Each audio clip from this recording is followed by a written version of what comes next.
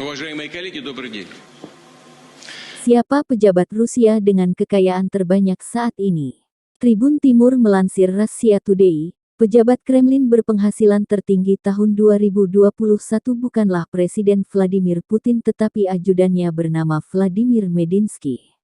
Mantan Menteri Kebudayaan, sekarang asisten presiden khusus yang memimpin pembicaraan damai baru-baru ini dengan Ukraina, dengan kekayaan 106,8 juta rubel. Setara 19 miliar rupiah kurs 177 rupiah, atau kurang lebih 1,28 juta dolar Amerika pada tahun 2021. Kekayaan sang ajudan ini 10 kali lipat dari bosnya Vladimir Putin. Sementara kekayaan Putin sebanyak 10,2 juta rubel pada tahun 2021 atau 1,8 miliar rupiah naik sedikit dari 1,75 miliar rupiah tahun sebelumnya. Propertinya tetap sama, 2 apartemen, 2 sedan Volga, dan sebuah SUV Niva dengan sebuah trailer. Semua real estate-nya berada di Rusia, dan dengan demikian kebal terhadap sanksi yang dijatuhkan oleh AS dan sekutunya atas konflik di Ukraina.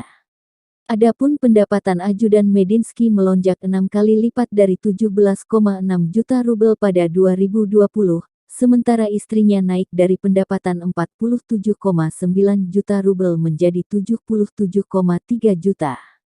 Ini menurut deklarasi properti tahunan yang diterbitkan oleh Kremlin pada Jumat waktu Moskow.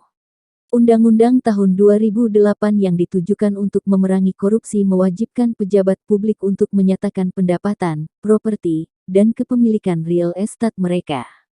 Adapun daftar 3 besar pejabat Kremlin terkaya setelah ajudan Putin adalah Kepala Kantor Manajemen Ahli Vladimir Simonenko dengan 95,8 juta rubel, dan Wakil Sekretaris Dewan Keamanan Oleg Kramov dengan 38 juta rubel. Medinsky memimpin tim perunding Rusia dalam pembicaraan Istanbul dengan Ukraina pada akhir Maret, setelah itu Moskow menarik pasukan dari sekitar Kiev dan beberapa kota lain di Ukraina Utara, sebagai isyarat niat baik. Namun, dalam seminggu, Kiev menuduh Rusia melakukan kejahatan perang, dan mengirimkan proposal yang menurut Menteri Luar Negeri Rusia Sergei Lavrov secara signifikan menyimpang dari yang telah disepakati sebelumnya.